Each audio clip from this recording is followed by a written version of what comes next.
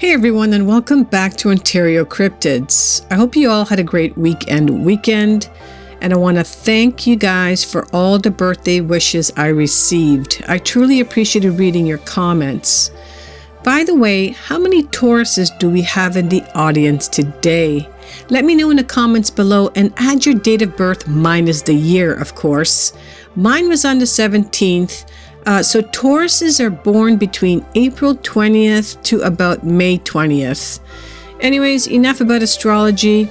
I will be posting another poll in the community tab in reference to the days and times for my first live stream. I'm not sure how long I will stream for, maybe an hour or two, and I also may have a special guest. Today we're going to be heading to the state of California to share 3 great stories with you all. And this leads me into my next ask. If you have an encounter story that you would like to share, then please forward your stories to OntarioCyrptids@gmail.com. I would be honored to share your stories with like-minded people. Okay, go grab yourself a beverage and get cozy in your favorite spot and sit back and relax.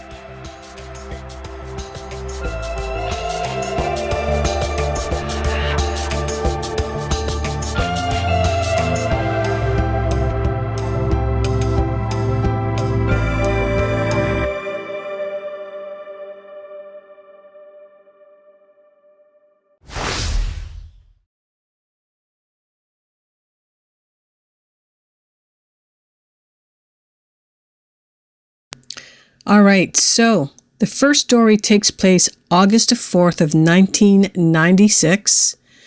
It takes place in Mono County, California, and it takes place on East Lake. A family group of campers were at the 10,000 feet level elevation, camping on the East Lake in the Inyo National Forest in California. The lake is roughly 4.5 miles in from a trailhead camp. The women were near the lake when they described seeing a 8 to 9 foot tall creature walking upright bipedal fashion, walking swiftly up on the ridge above the lake level. This occurred on August 4th of 1996 at 10 a.m. Earlier, they heard rocks sliding down from the same area. They described the distance of the sighting of these creatures at approximately 300 yards and also realized how rugged the terrain was, especially to be moving as swiftly as they were. No visible prints were found due to the type of terrain.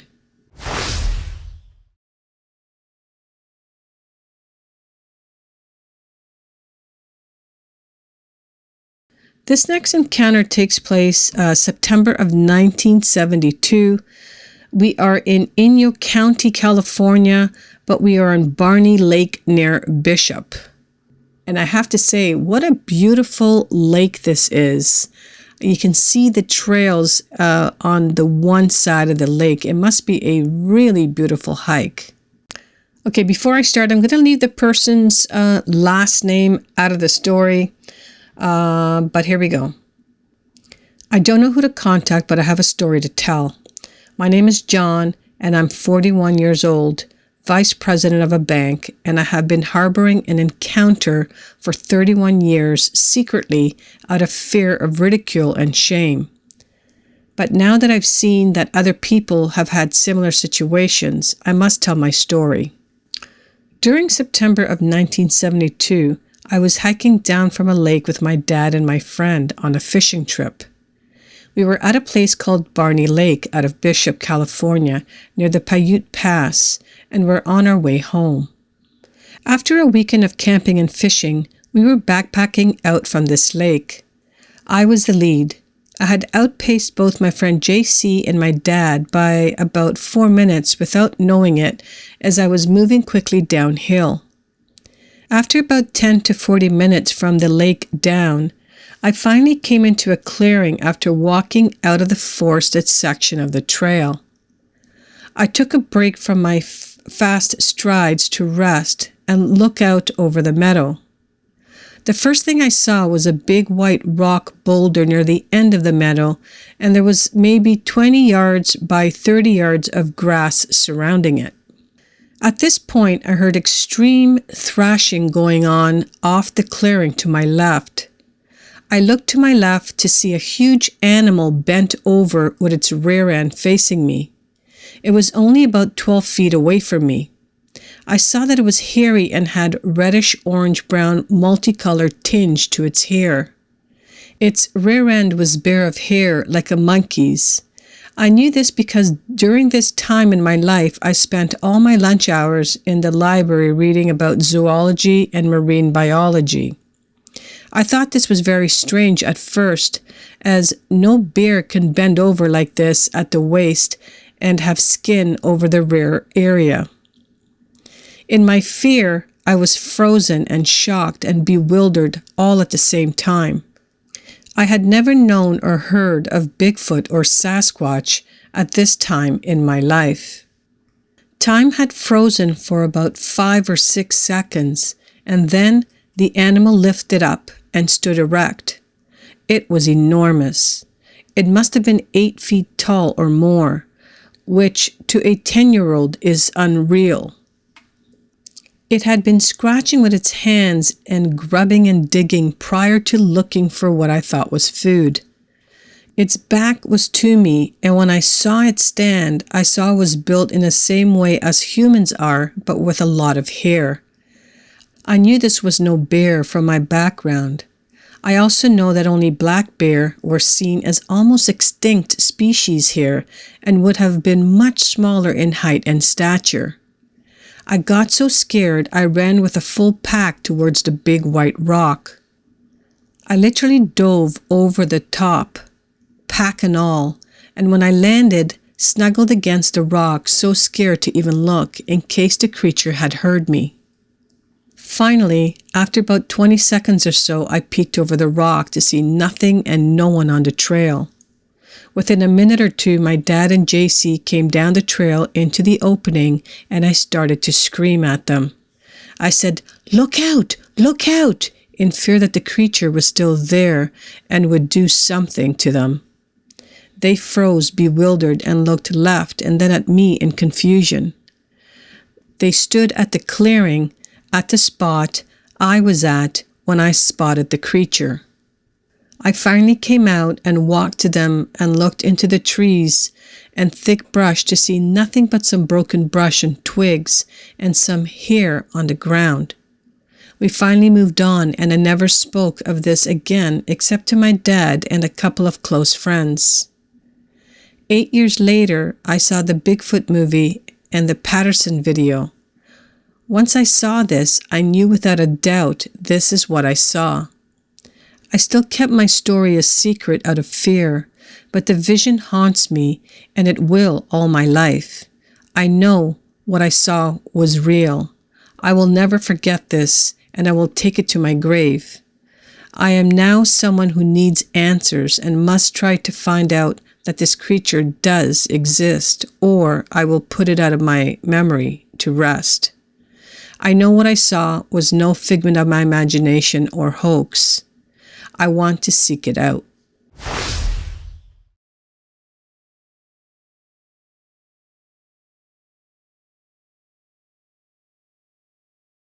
Okay, so this is going to be the last story of the day. This one takes place December of 1994. We're going to Shasta County, California, and the nearest city is Redding. It has been years since I've even really thought about my confrontation with the Sasquatch. And I guess that I just felt the need to finally tell someone. I am 51 now, but at the time I was about 24. It was in December of 94, just north of Redding, California by about 25 miles. I was living in the San Francisco area at the time and had not seen my father for a few years. He lived in Silverdale, Washington. I decided that I would go and see him for Christmas. I drove a little Nissan Sentra the whole way there, but something happened on the way back. It was about 1 a.m. in the morning as I was driving south on I-5. I was about 25 miles north of Redding, California, when my headlights started to dim slowly and I was losing my radio station. I guess that it was probably the battery. I didn't want to stop the car for fear of really being stranded out in the woods on I-5, which was deserted at that time of night in that remote area. I managed to make it to a really small rest stop, which was also deserted at that time of night, but its one saving grace was it had a phone. I think the day was Tuesday, and believe me, at that time of night, it was freezing outside. It must have been, at best, 10 degrees outside. I didn't have a coat with me, so I decided to call the state patrol for a ride into town for a battery. They said that I was only getting a ride because it was so cold out and that they would send a car and just to wait there. What happened next, I would never have thought would have ever happened to me. Maybe that's why I have never told anyone. I didn't want anyone to think that I was being stupid or just weird.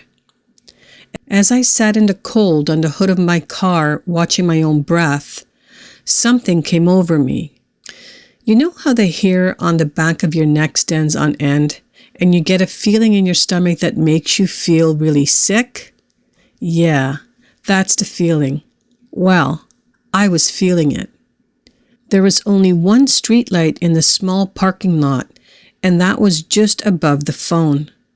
And I was parked about 30 feet away, so everything around me had a weird glow to it, or at least it did to me at the time. There was no wind at the time, but it sounded like there was something in the woods, as the whole parking lot was surrounded by woods.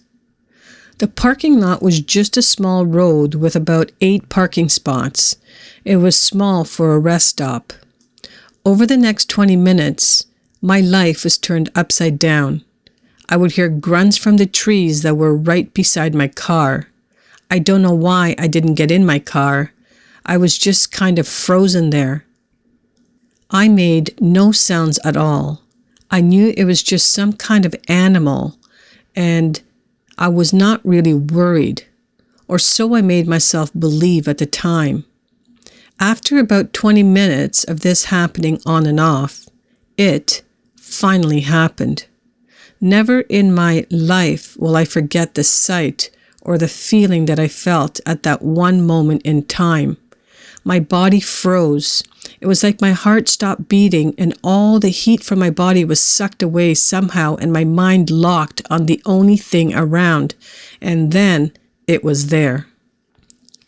As I was looking at the phone, time stopped for me. I heard it next to me and I remember it just like this. As I turned my head from the phone to the woods just to my right, it's like it was in slow motion. And just as my vision saw the woods that were no more than 10 feet away from me, it walked out of the woods towards me and stopped about 5 feet from me. He or she was about 7 to 8 feet tall and thick around the chest and hips with equally thick arms and legs. The thing about it that I remember the most was the hair. The hair was very dark brown or so, it looked in the light, but it was shiny, not like oil shine, but super clean shine. It just stood there looking at me for at least 5 minutes without moving at all. I was frozen in place completely. I can't remember any feelings that I might have had at the time except for fear. But it was weird. It was like it was staring at me as if to try to figure out what it was looking at. Then it was startled and looked towards the interstate. I thought it could have had a heart attack at that moment. For something so large, when it was startled, it changed its stance in a flash and then froze again. Then after 5 seconds or so, turned and ran back into the woods exactly where it had come from. Not 5 seconds later, the California State Patrol car rolled up. That must have startled the creature for sure. The patrolman honked for me and finally had to get out and come to get me. I never told him what happened. He probably thought he had to get out and get me for some stupid reason. I hardly spoke a word the whole ride. Later the next day, when I had gotten a new battery and found a ride back to my car, nothing had changed except the fact that there was now other people there, just resting. My fear came back, and the hair on the back of my neck stood up, even though it was about noon and sunny. I couldn't keep my eyes off the spot where the creature had come out of the woods. For some strange reason, I kept expecting it to come running out again. But after I had finished my repairs, I found myself doing the strangest thing of all. I actually walked into the woods about 20 feet or so in the same spot that he had come out and retreated into the night before. And just to let you know, I didn't turn around and walk back to my car. I just walked backwards the whole way, all the time scanning the woods for him, praying that I would not see him again. I have not driven through that area since. I know that it's stupid, but it did something to me. It made me afraid like nothing else. I believe in something that 99% of the world says does not exist, and that's what scares me the most, because I know it does. And if he can, what else can? I don't know that you believe me or not, and to be honest, I don't care. I know that it happened, and I wish that it would not happen to anyone. I have never told anyone, and in writing this, brought back all the fears of that night. Well, I have to tell you, these were 3 great stories out of California. The first one, the 2 ladies that saw the 8 to 9 foot tall Sasquatch Bigfoot running up a hill. Pretty amazing. And then we have the 10-year-old who's on a hike and decides to take the lead and pretty much stumbles upon a Sasquatch. Wow. Unbelievable. But obviously when he ran away, he must have, the creature must have heard him, and then it disappeared. And then the last one, I think this is everyone's nightmare, driving late at night and getting stuck somewhere remotely. But to have this creature come out and stand 5 feet away from you, and to see this creature 7 or 8 feet tall standing there must have been incredible, absolutely incredible. And obviously, I don't think anybody can tell this person that Sasquatch and Bigfoots don't exist. But yet you get people who make comments, and I know even my channel gets a lot of comments that, Bigfoot is fake, etc. I guess I'm always curious about where that comes from. Why would you take the time to type something out like that? Does it come from fear? Are you truly afraid that there could be, or I should say that there is something living out there, like Sasquatch and Bigfoot, and who knows what else? Here, I normally don't do this, but I'm going to show you a couple comments that I've gotten. So let's read the first one. This one's by Stephen Rowrich. I think that's how you say his name, and I apologize if I'm saying his name incorrectly. But it says, everybody knows Bigfoot is a vegetarian. Okay, how do you know that, first of all? Second, he says, extraordinary claims requires extraordinary proof. Bigfoot, Sasquatch, Yeti, or whatever other name you used is not real. Never was real, never will be real. It is a myth. Full stop. He goes on to say, every credible encounter, including collections of physical evidence, have proven to be false. Hair samples, feces, things, touch, and more. I don't know what that means, but okay. All DNA came back from known animal species. Many of the reported sightings, including some of the most famous, turn out to be hoaxes. Some of the hoaxes were very elaborate. So I'm going to stop there. You guys can go on and check this guy's comment, which he posted about 4 weeks ago. And I believe that was posted against the, yes, it was. It was the special 100 episode, 3 of my favorite Sasquatch videos. But again, what makes somebody take the time to write out this huge, I mean, he went on for 3 or 4 more paragraphs. Here's another one by A. Farah, and this one says, I'm not saying Bigfoot is fake, but Bigfoot is fake. Here's another one, Alan Strickland, fake, it's all fake. And here's the last one that I'm going to show. It's by Michael Halstead, and he goes on and says, it's 2022. Stories are stories. They don't cut it anymore. Talk is cheap. Hell, we can't even trust pictures or videos. All can be faked. How can we trust a story? So again, I ask, are these people all making comments out of fear? Let me know your thoughts, because I'll tell you, I would love them to meet this person who gave us this last story and tell them to their face, and all the other people who we've heard their stories, tell them that nothing has ever happened to them. Anyways, just getting carried away there with the haters out there. But I do have to say, with the haters, we always get those people who make your day. And that's why I enjoy reading the comments. Not to say that I look at them all, actually. So I'm going to end it off there because I know I've blabbed on for a little bit too long. And I know some of you guys don't like it when I blab on. So we're going to end them here. If you guys have a story that you would like to share, then please forward your encounter stories to OntarioCyrptids@gmail.com. I would be more than honored to share your story on this channel. Thank you guys again for listening until the end. I truly appreciate it.